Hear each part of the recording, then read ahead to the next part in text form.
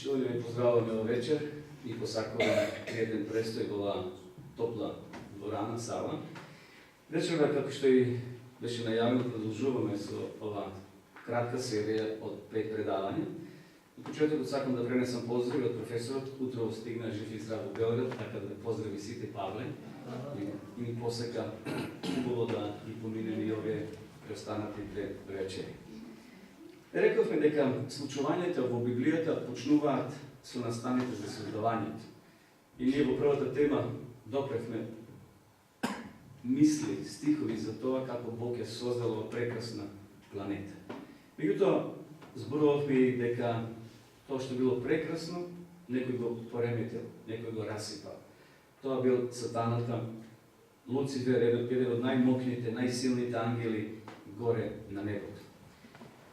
Нажалост, денеска гревот превладува нова планета, нова земја. И затоа Бог приготвил нов начин, нова метода да повторно не врати кај себе, да повторно бидеме негова собственост. Иако сме биле во почетокот, но на жалост ѓаволот успел преку Адам и Ева да не оттргне. Вечер одиме еден чеф понатаму и ќе зборуваме за темата крајот на светот.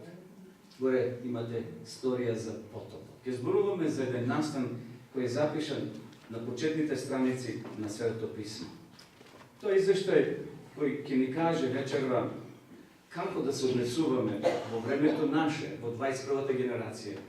Гледајќи ги луѓето во тоа време, во првата генерација, како се однесувале, да не ги повториме истите или сличните грешки.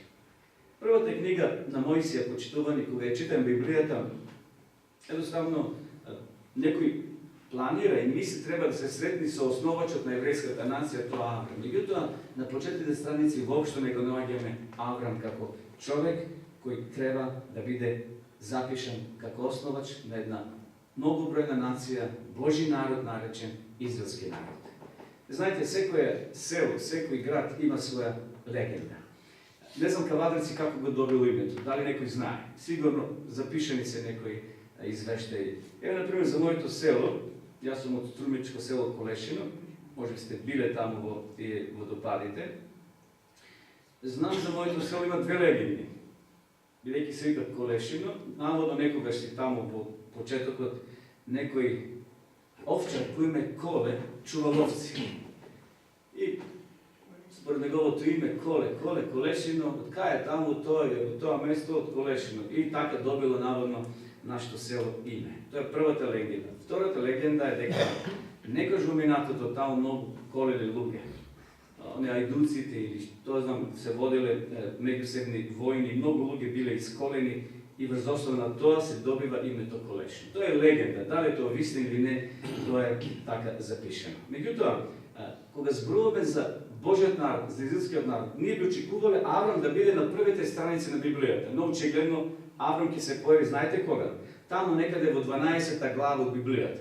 Ќе поминат стотици години, ќе се појави Аврам како основач на една нација, на еден народ наречен Божи народ. И затоа ние вечерва ќе поминеме низ првата книга Мојсија. Значи од првата глава до 11-та глава тоа е така наречено преисторија.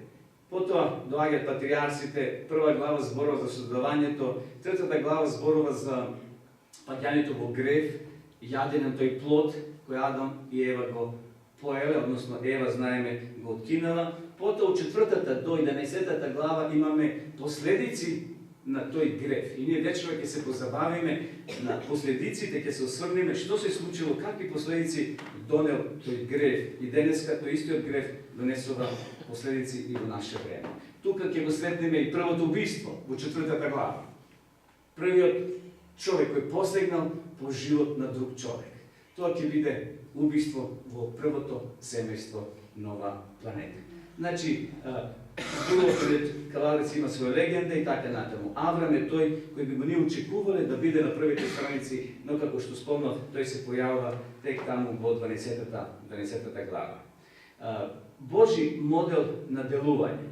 Значи, тука ќе најдеме погрешна ситуација, кога луѓето погрешно се поставиле, доаѓа ветување Боже, Бог ќе даде ново ветување, Бог ќе повеќе сега една нова група на луѓе, после потопот, ќе се создаде нова генерација, нова мала група, наречен остаток, преку кој својата волја Бог и понатаму ќе ја спроведува нова земја. Тука ќе го споменеме судот.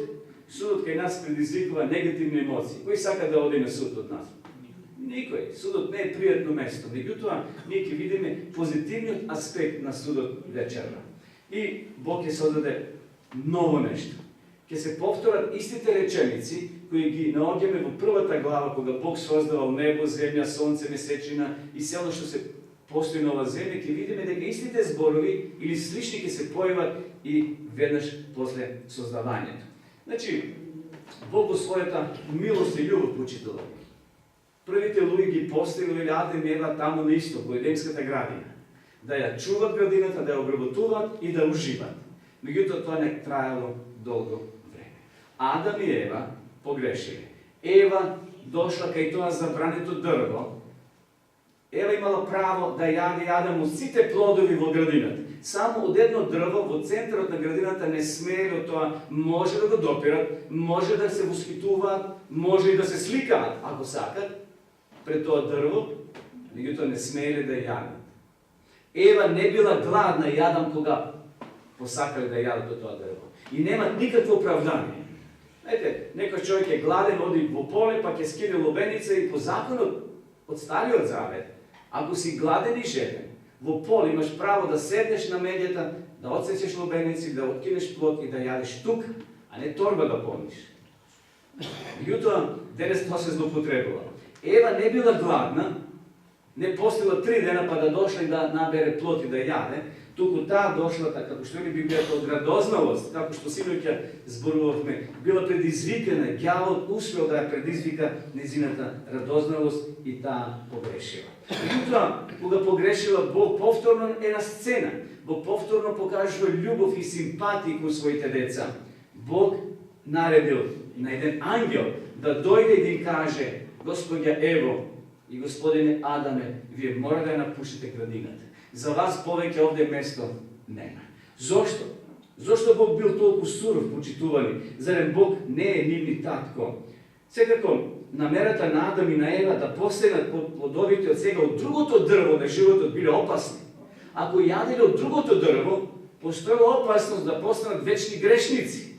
И Бог во неговата милост и љубов ги тера надвор и Бог поставил таму, вели, ангел со меч, херовим, да го пази, да внимава на влезот во градината. Зошто Адам и Ева подоцна ќе имат потомство, ќе имат деца. И децата ќе доаѓаат тука на меѓата, пред вратата, ќе се играат со денови, со месеци и години.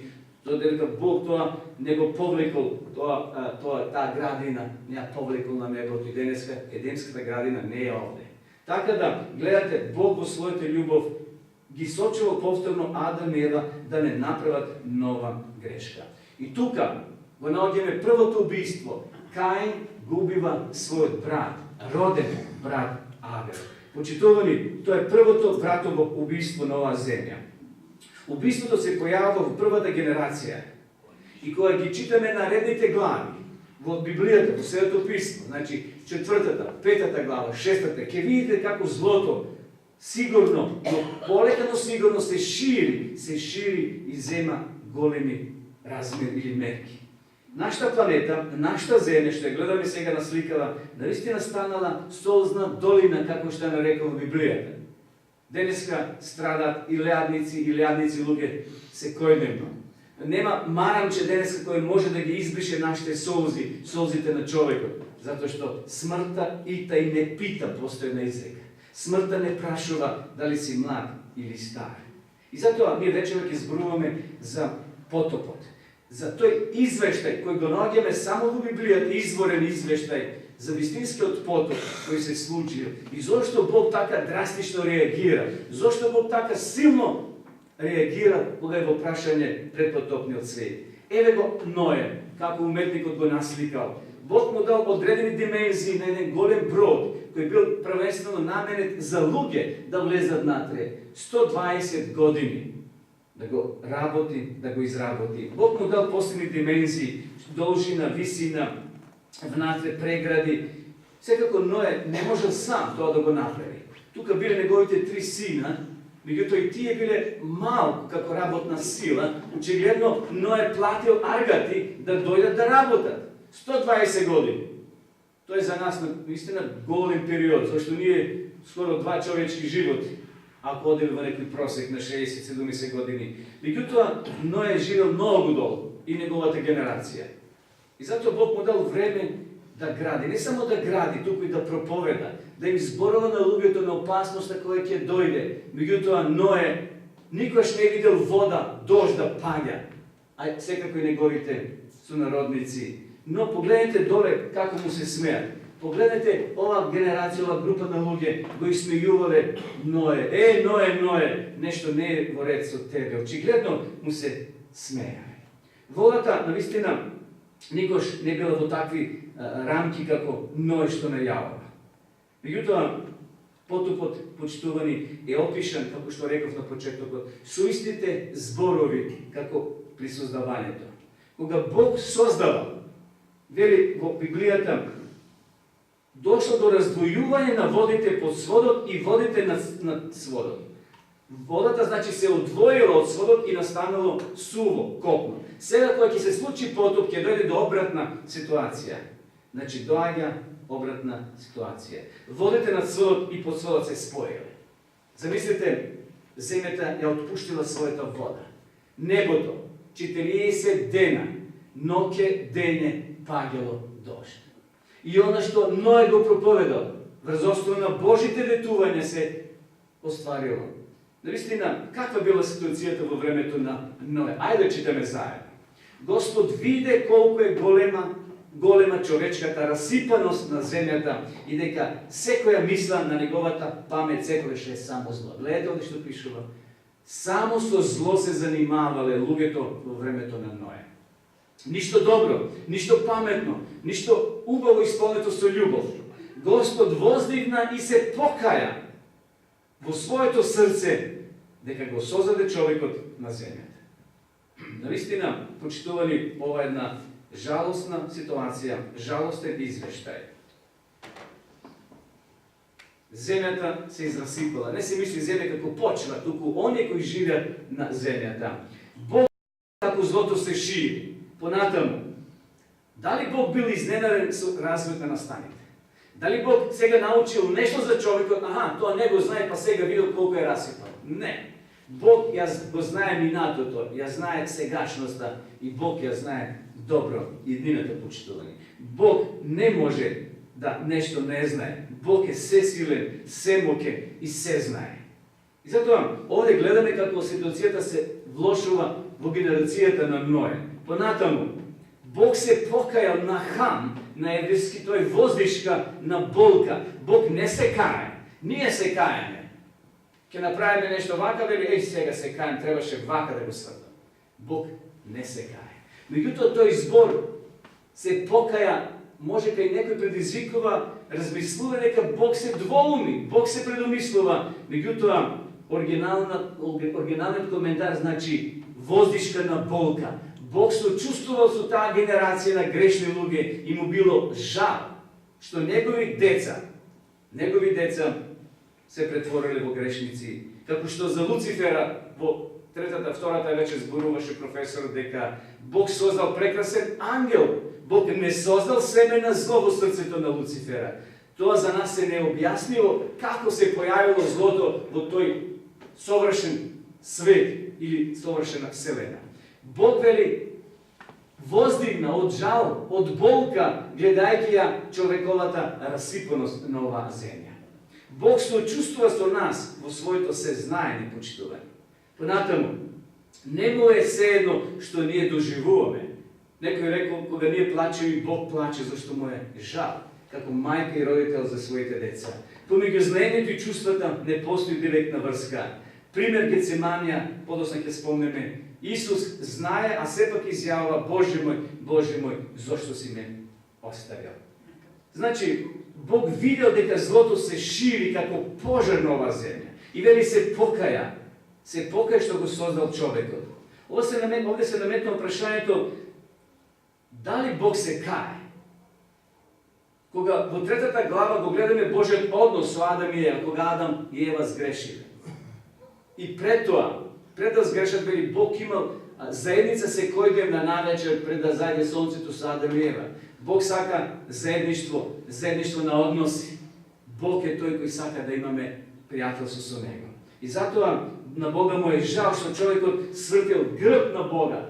На Бога му е жал што човекот си пронашол нов пат на движење. И затоа овој текст треба да го разбереме во вистинско светло. Во тие така наречени синоптички евангелија, како што се Матеј, Марко и Лука, Исус 3 пати рекол дека ќе оди во Иерусалим, дека таму кон него лошо ќе се однесуваат луѓето и дека таму ќе умре и дека третиот ден ќе воскресне од мртвите.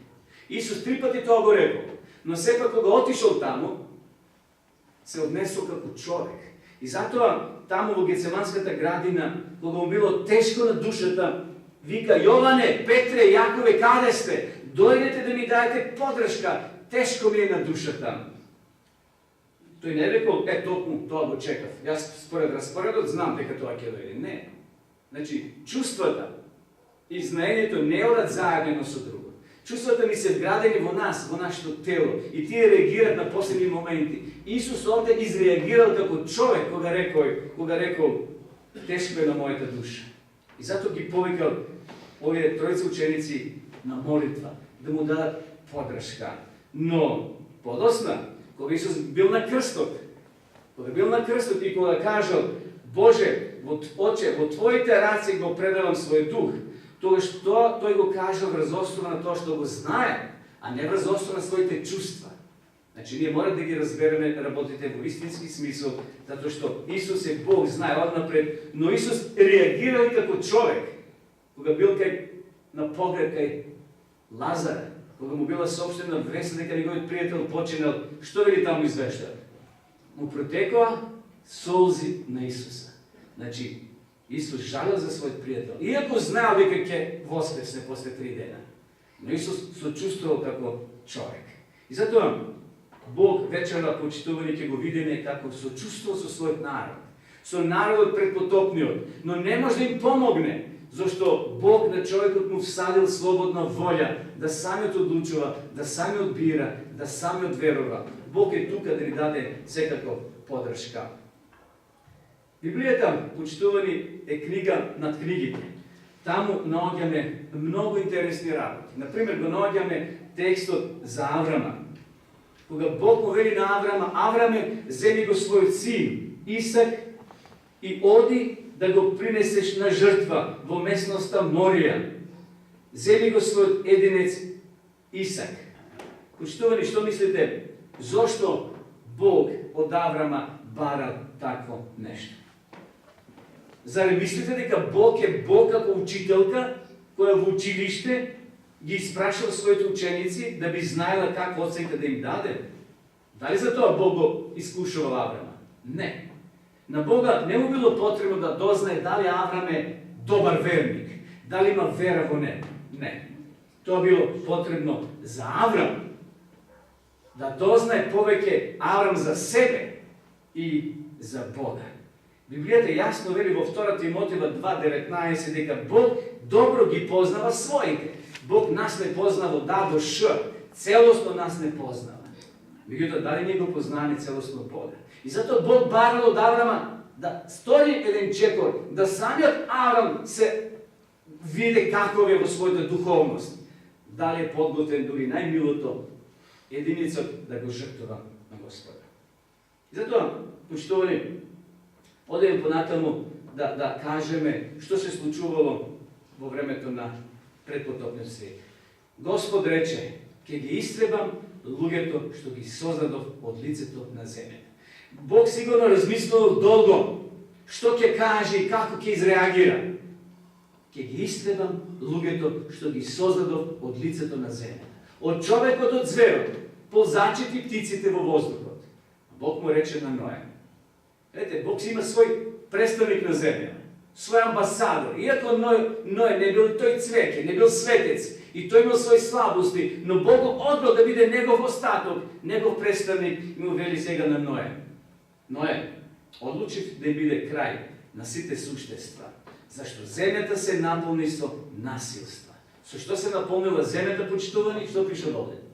Насилство. Ние велиме денеска нашите улици се несигурни. Да, и уште ќе бидат. Меѓутоа ова ќе се повтори и во последната генерација пред Христовото доаѓање. Земјата вели се наполни со насилство, се мисли на луѓето. И затоа Бог вели ќе ги уништам заедно со земјата. Наистина, Бог видел злото како се шири. Не му било седно на Бога да донесе една таква одлука, почитување. Но Бог морал така да изреагира. Бог нешто сега ќе стори. Бог знае да постави граници. Доста е. Чашата е преполна. И повеќе не може Бог да толерира. Ќе видиме малце подолу зошто Бог така изреагира. Зошто Бог така енергично поставил граници и повеќе не може луѓето да живеат онака како што живеале. И ќе дојде потоп со вода. Ќе биде уништено се, освен оние што ќе влезат во бродот што Ное го гради истовремено. Ное прави заштита за оние кои ќе поверуваат во Господа. Бог ќе се замеша во историјата на човештвото. Бог, почитување, ќе се замеша и во наша генерација. Тој се меша за добро. Но кога ќе дојде наскоро крај, поне вториот крај, ние вече зборуваме за првиот крај. Значи за крајот на предпотопниот свет. Од предпотопниот свет после тоа ќе почне нов почеток и тој ќе има наскоро крај. Крај за секогаш, за век и векови. Само ќе бидат спасени оние кои ќе влезат во тој духовен брод. Како што вечер ќе видиме кои ќе бидат спасени, само оние кои ќе влезат во овој физички брод што Ное го правил за себе и за сите оние кои ќе веруваат. Но ајде да се вратиме вечерва повторно на потопот. Значи тука е Ное.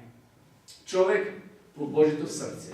Праведен, колку што бил праведен, Бог му рекол: Ное, ти ќе бидеш мој представник. Тука доаѓали дечиња, доаѓали возрастни луѓе, го прашувале што е тоа. До сега никош не виделе такво нешто со такви пропорции, со такви димензии, со таква големина. И Господ, како што рековме, видел дека човековата расипаност на земјата е голема. И Бог вели: одлучив да му дојде крај на секое живо суштество. Беше истребено секое суштество од земјината површина, секое суштество. Човекот, животните, лазачите и небесните птици. Се беше избришено од земјата. Интересно. Бог создал пред известно време, ја наполнил земјата со секакви птици, животни, растенија, да човекот ужива, а сега обратно. Сето тоа било уништено. Остана само Ное. Почитуваме, многу важно. Остана Ное. И они што беа со него во бродот. А ние знаеме кои биле.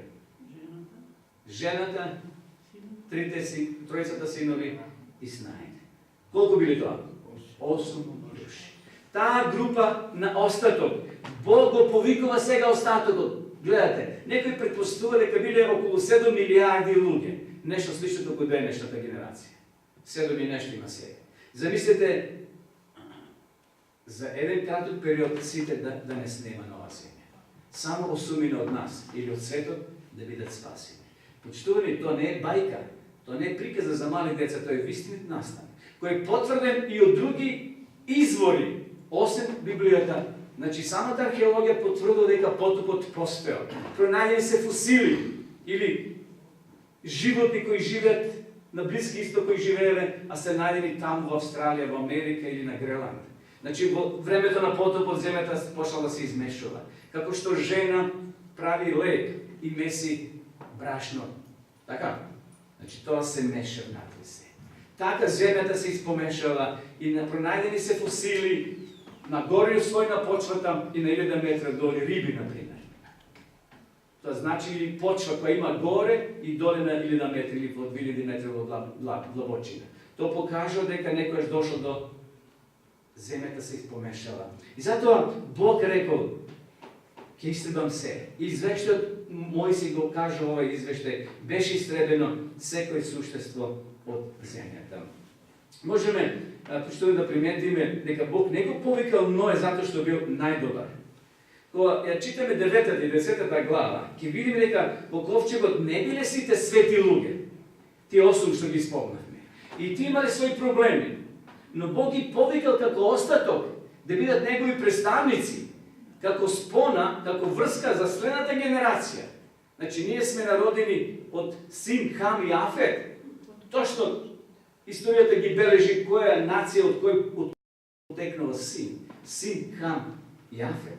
Znači, ti je imale svoji problemi, mislim na oni 8 duši u brodovi. No Bog ih povukao kako ostatok da vidят na blagoslov na drugite. Isto kako što od 12. glava Bogu povukao Avram da bide tatko na jevrejskata nacija. Avram ne bio cveke i to je bilo svoji slabosti. Ako je čitate za tatku Mutara, iz koje semestru to i živeo, ti je vidio i kad ti je bile mnogobožci. No sepak Bog vidjel vo njegov materijal, čovjek koji ke se menuva, koji ke bide poslušen na njegovite zapovedi i zato mu veli Avrame, izlezi od svojeg grada Ur Haldejski i trgni vo nepoznato. Avram nemal GPS, Avram nemal busola ili kompas, kako ke se dviži. To je go slušao od Boga. Sekojedeno gi šatorite postavljal i gi sobiral. I odel tamo kon njegovata vetena zemlja ostranjena Boga.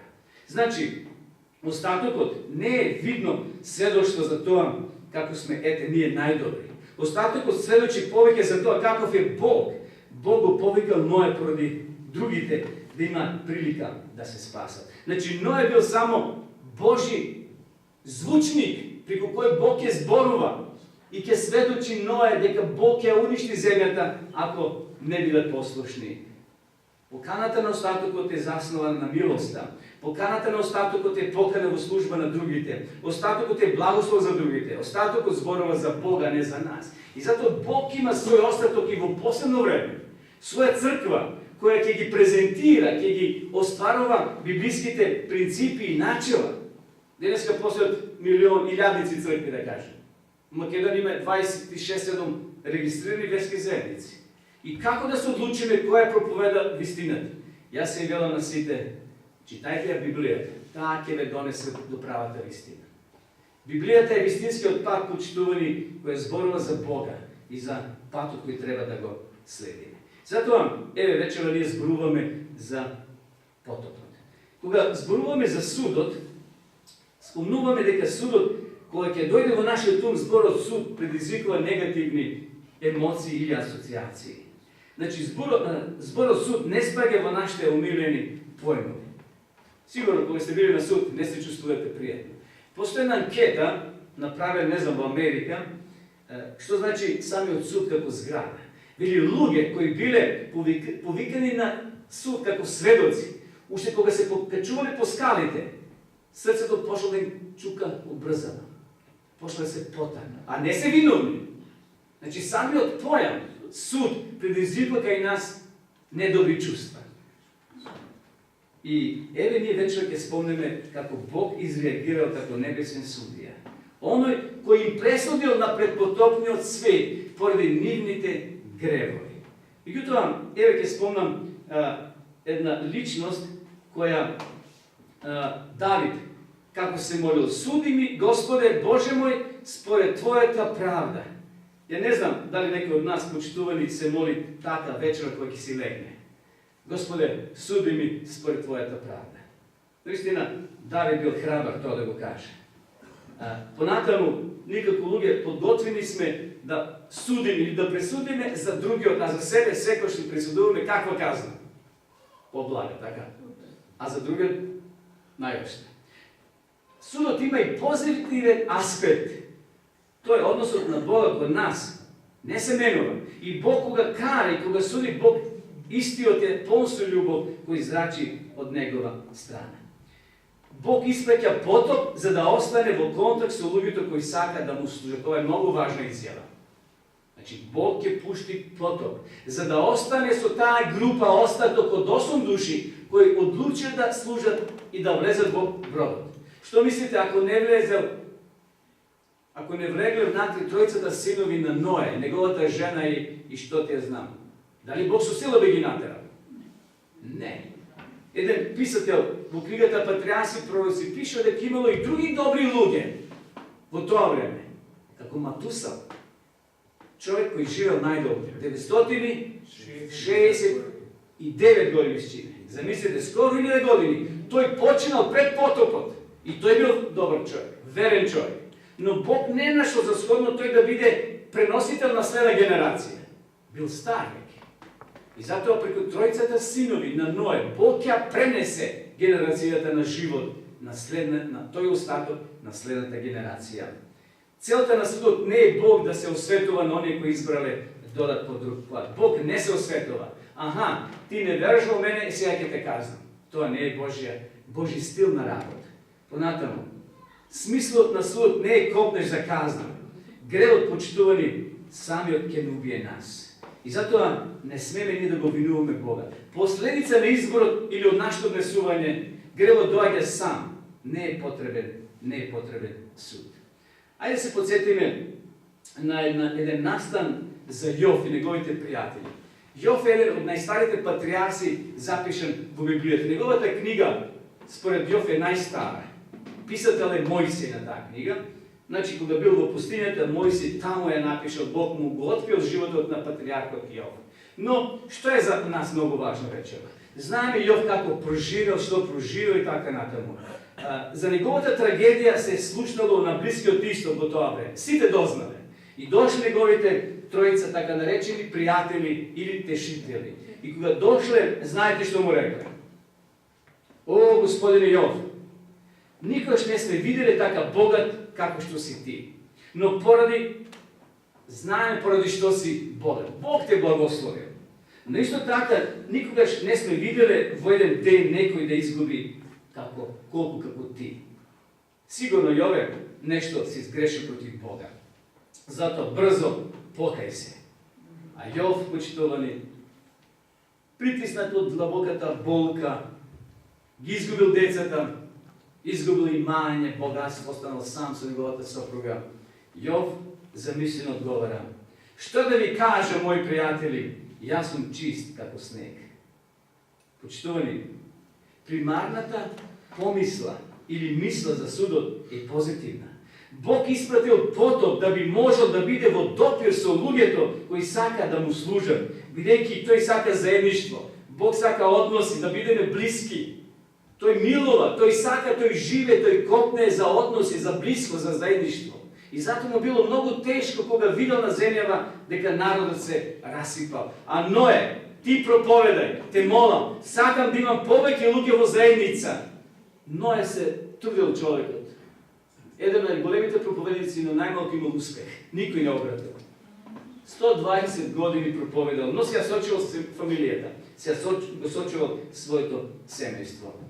Почитувани, понекогаш надворешните околности не се израз на нашата светост или грешност. Некој од нас може да биде многу фин, фасада. Во една прилика Исус своите сународници, фарисеи, знаете како ги нарекол? Варосани гробови.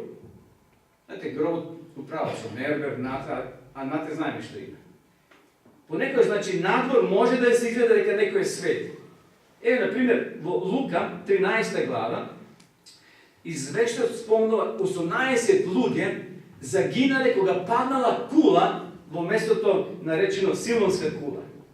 И луѓето кои биле живи рекле: аха, ние сме живи затоа што сме добри, тие страдале затоа што се лоши.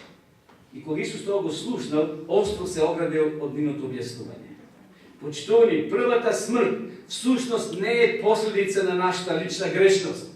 И грешниот и негрешниот ќе умрат сите со првата смрт. Таа произлегува од средината во која живееме. Пример, се наоѓаш во автобус, добар си, честен или честна личност, и таа загинала со враќање. Се случува тоа. Паѓа авион, 300 луѓе, има секакви внатре, и добри и лоши. Значи, ако некој почини добар, па гледате Новиот Завет, ако го читате, од 12 апостоли, според традицијата, знаете колку само еден умре со природна смрт? Јован. Сите останати или били убиени, претепани до смрт, распнати на крст. А Божи спученици, Божи луѓе. Значи, надворешноста или смртта не е гаранција дека ти си свет или не свет. Има такви многу примери во нашиот живот. Еве, ќе ви спомнам, некој прашал следново: Како е можно човек кој спроведува прогонства на христијаните во Советскиот сојуз или во Русија во ерата на Сталин, како што биле Хрушчов и Брежнев, кои доживееле длабока старост? Слушнав дека едниот од нив доживел 96 години, иако на својата совест имали јадници живот кои ги однеле во смрт. Значи, не е доказ ако некој живее долго, ако некој кратко, дека е свет или не свет. Има такви примери во животот. Сведоци сме на многу нелогичности во овој свет. Дете од 6 години ќе заболи од леукемија и ќе умре. Момче до 18 години ќе биде убиен од пиен возач во сообраќајка. Или жена од 40 години ќе умре од тумор на мозок. Има ли такви примери? Има. И затоа не е тоа доказ дека некој е мил на Бога, а некој не. Почитувани, тоа не се последици на наша лична грешност. Туку средината во која живееме. Значи, не биле сите жители кои влегле во бродот свети, не биле свети, имале своји слабости, но тие се нашли во групата на остатокот. Бог ги повикал, тие се одзвале на неговиот повик. Што мислите? Немало други добри луѓе во времето на генерацијата на Ное? Имале. Јас замислам девојче од 18 години, слушнала за пораката на Ное и се опатила кон брдото, кон ричето, кај што Ное го градел бродот. И Ное ги повикувал, и таа слушала секој ден, и последниот ден решила да отиде и таа да влезе во бродот. Меѓутоа, успат или попат, ја среќава таткој и вели, каде ќе одиш? Па ќе одам кај дедо Ное. Тој не повикува да влеземе внатре, зашто внатре е спасението. А таткото остоја погледал и рекол, немој да ме срамотиш, немој да срамотиш фамилијата, брзо врати се дома. Дали тоа значи дека ова девојче нема да биде спасено, почитувани? Првата смрт е последица од средината во која живееме. И затоа да не дозволиме ние некој да не пречека на патот и да ни каже, каде си се упатил? Одам на предавање. Како не ти е срам? Ќе срамотиш фамилијата, семејството. Почитувани, да не му дозволиме на никого да не спречи да влеземе на време во бродот на спасението. Само они кои влегле во тој брод доживееле спасение. Они кои се срамеле, они кои се двумеле, они кои биле несигурни и кои филозофирале, загинале. И затоа Бог вечера сака да не предупреди. Тогаш Господ си спомна за Ное, за сите зверови и за сиот добиток што беше со него во бродот. Движи ветрот, тоа е руах, дух. Оној руах кој се движал таму во прва Мојсеева 1:1. И вели понатаму, за да ја острани водата. Водите се повлекуваа бавно од земјата. Потопот вкупно траја, почитувани, 1 година и неколку денови. Значи, од првото влегување, кога влегле во бродот 7 дена немало дожд, се си било нормално. Доаѓале луѓето, тропале, го завитлавале Ное и неговото семејство, му рекле, каде ти е Ное водата? Зарем, не ти смрди внатре со животните, животни влегле место луѓето. Ное трпел, се потел можеби. Меѓутоа не може да излезе веќе. Вратата е запечатил Господов ангел. Но внатре било спасението, драги мои. Внатре било спасението. Овде било спасението. За животните кои влегле и за самиот Ное. И затоа Бог вели, се спомна за Ное. Па пуштил силен ветар. И водата полека почнала да се намалува и да се повлекува во своите корита. Изворите на бездната и на небесните брани се затворија и дождот запре од небото. Водите се повлекле. Интересно, Бог им дава потоа прописи на луѓето што да прават и како да прават. Значи, тој дух, руах се кревал над водите. Ветерот ја отстранува водата. Изворите на бездната и небесните брани се затворија и дождот од небото запре. И ги отвои водите под својот. Гледате, тој извештај за вториот ден. Значи, сите тие извештаи кои ги наоѓаме во првата глава, првиот, вториот, третиот до 6-тиот ден, сега повторно се повторуваат. А во вториот месец, 17-тиот ден на месецот, земјата беше сува. Тој јазикот на третиот ден, кога Господ создава. Понатаму никогаш нема да прекрата денот и ноќта. Тој јазикот на четвртиот ден на создавањето. Koga Bog sozdao, neka bude den prvi, den vtori, počituvani. To ne period od 1000 godini kako neko što tumače.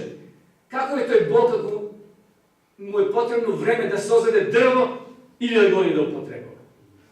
Zborot Jom na evrijski znači den od 24 časa. I ne može da bude to period od 1000 godina kako neko što ga tumače. Zato sedmica, od kada je poteknula? Od Biblije. 7. Nema objašnjavanja.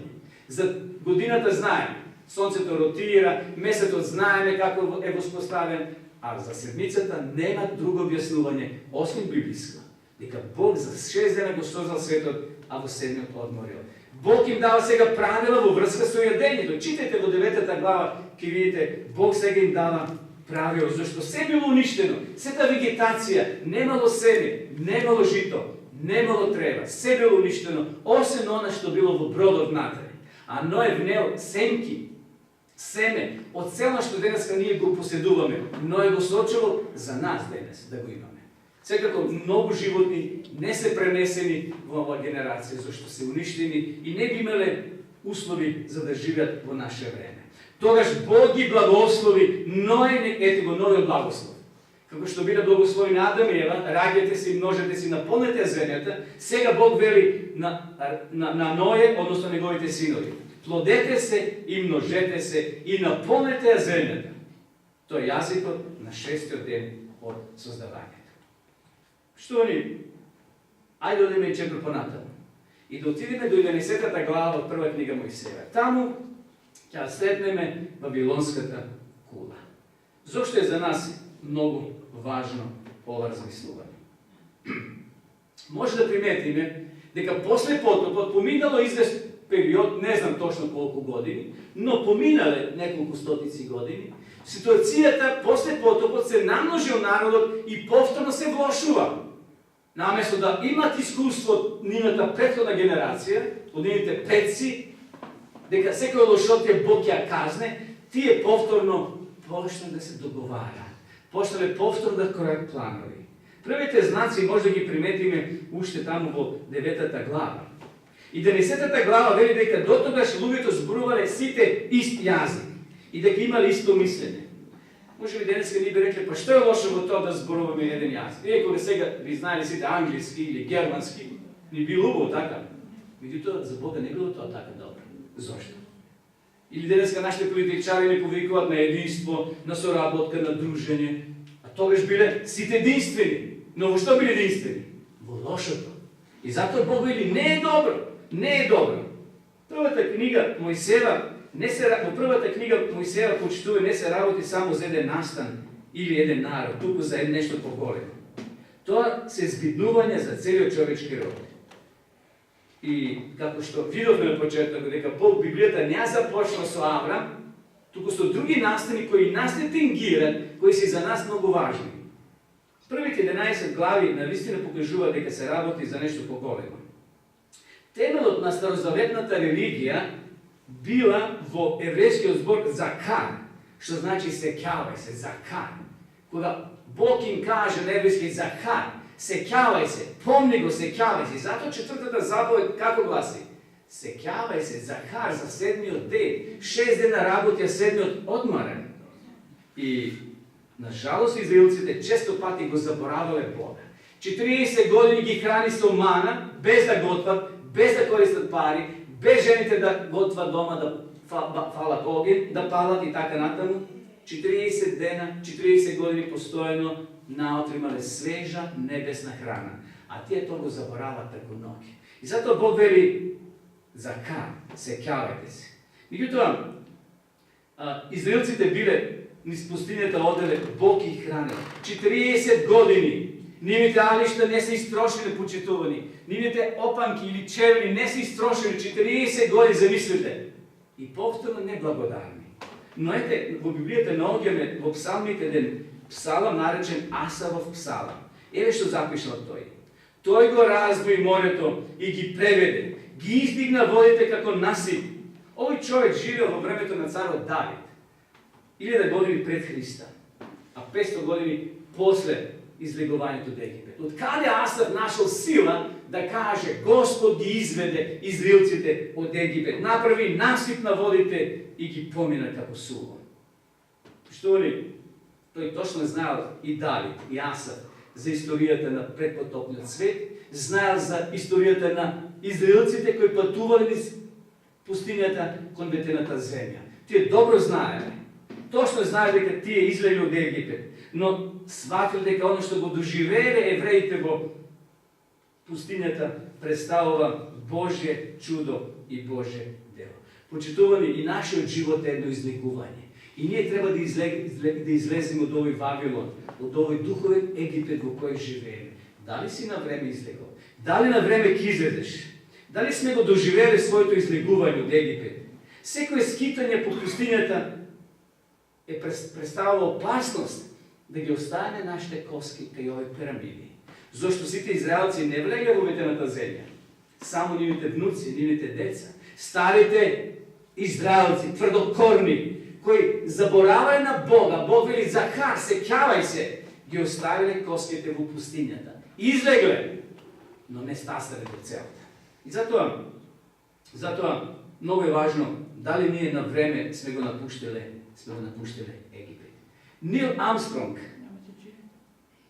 еве веќе повеќе од 40 години, кога стапнал на месечината со неговите колеги. Тој излегол од Вселенската капсула и ги направил првите чекори на месечината.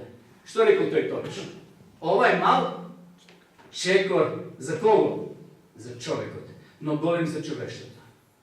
Ное, почитувани, исто така направил мал чекор за човекот, но многу голем за верата негова и за наша. Таму вели, Ное со вера влезе внатре. Не имал тој докази дека ќе врне. Никој не му го тоа потврдил напишано со печат од Бога дека ќе има дожд. Со вера Ное влезе. Мал чекор, но голем за човештвото, за тебе и за мене, за нашата вера. Што било поголемо и помало означењето? Чекор со кој влегол во бродот, иако порано не видел дожд, како што реков Ное, или кога излегол од бродот на уништената планета.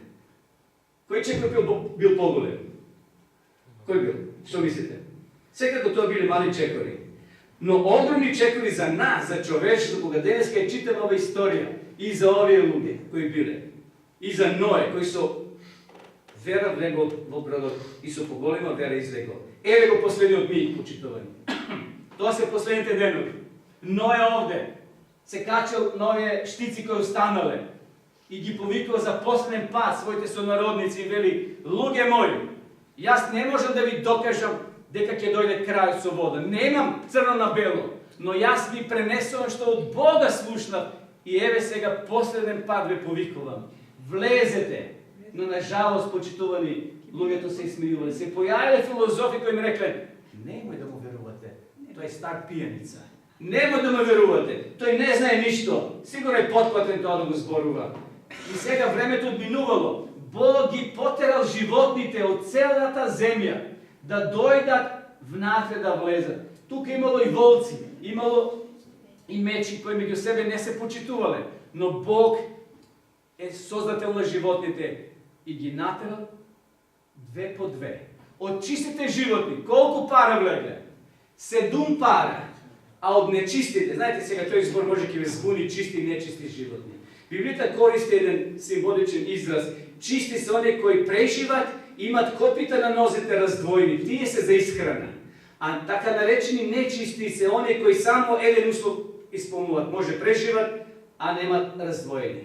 Има сега да не спомнуваме кој, како кој, магар и така натаму. Значи, но сепак Бог ги сочувал за наша генерација. Птици од целиот свет дошле и влегле внатре. Ова било предвидено за луѓето. Дали Бог знае дека нема луѓе да влезат внатре? Дали знае? Знае. Но повторно им дава милост, им дава привилегија да влезат. Ное проповеда, го изгубил својот глас од викање, бидејќи биле последни часови, белки некој ќе се предомисли. И како што спомнав, јас гледам таа девојка од 18 години, која трча према бродот, но татко и вели: врати се назад, немој да го срамотиш семејството, ти ќе му веруваш на Ное. Почитувани, и денес има многу во овој град, во ова наша земја, Македонија и во светот, кои сакаат да му веруваат на Бога, но може би ќе бидат предсретнати со некој свој пријател, со некој свој домашен и му кажат, не е тоа за тебе, тоа е за старци, тоа е само за они кои немаат работа, но почитувани крајот ќе биде страшен. Крајот ние ќе го самите одбереме. Алберт Айнштайн, кога зборуваме за човечката интелигенција, ако отидеме кај некој психолог и да го прашаме каква е таа интелигенција, како да ја измереме, може би тие ќе ви направат некои тестови и со некои резултати ќе ви ги одредат вашиот коефициент на вашата интелигенција. Дали знаете колку бил паметен овој човек? Неговиот коефициент кој бил? 150. Еве една случка интересна од неговиот живот. Во неговата канцеларија Айнштейн имал мачка. Мачка, животно. Постојано му доаѓала, му гребала по вратата и го тоа нервирала. А бидејќи бил паметен, направил една голема тупка доле на вратата и мачката кога доаѓа да не греби ќе си влезе натре. И кога ќе посега пак ќе си излезе. Мачката добила маченца. Сега треба да се направи нов подвиг. Направил мали дупки да можат и маченцата да влегуват и да излегуват. Тоа е една мала досетка за Айнштейн. Почитувани, човековата интелигенција е многу покомпликована од личноста на човекот. Ако ние го споредиме Вавилон на сличен начин размислува, со голем коефициент на интелигенција, размислувале како да му прекосат на Бога. И знаете што се договориле? Ке направиме што? Кула, чиј врв ќе биде до небото. Пазете, ова не го правиле безбожници, ова го правиле христијани, така наречени во тоа време. Значи да не ни Бог смета, бидејќи пресметале колку водата дошла на најголемите ридови во тоа време, вели Библијата 14 лакти, ова е лак, што значи некаде на пола, ако се мери, тоа е некаде 7 метри. На најголемите ридови во тоа време водата дошла и се живо, вели, беше уништено. Тие покушале, смислеле план, и затоа реков, јазикот им бил лист, и Бог гледа, вели, не е добро. Овие ќе направат нешто што самите ќе се бидат виновни. И онде почитувани, кога зборувале еден јазик, Бог сега слегнува, вели, ќе им ги помешам јазиците. И од тогаш се јазиците настанат. До тогаш се зборувал еден јазик. Замислите, мајсторот бара керами или бара тури или цигли или нешто да му носат доле овие калфите, а тие му носат греби. Зашто разни јазици почнат да зборуваат. И така, вели Библијата, се групирале јас, ти, овие зборуваат исти јазик, одеме во таа страна. Тие натаму и така јазици денеска по целата земја, диалекти и така натаму. Почитувани, тоа не биле грешници кои граделе кулата, имали добри луѓе.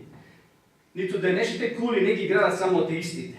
Овде пред се работи с луѓе кои веруваат во Божјото постоење. И мислат дека Бог им наштети и затоа ајде сега ќе го зафрпнеме Бога. Ние ќе направиме нешто што тој не може да допре до нас.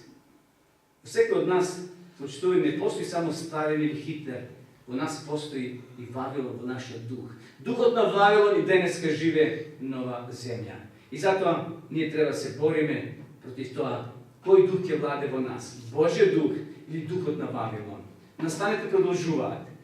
Прва Мојсеева зборува за нешто многу поважно од запис на еден народ, тоа е извештај за целиот свет. Твојата животна приказна е поврзана со настаните на целата заедница. Настаните на нашата заедница е поврзана со настаните на целиот свет. А настаните од целиот свет се Божи настан. И затоа, ако ти патиш, не си сам. Некој поред тебе исто така пати. Некој вели, што ти е гајле, јас верувам или не во Бога.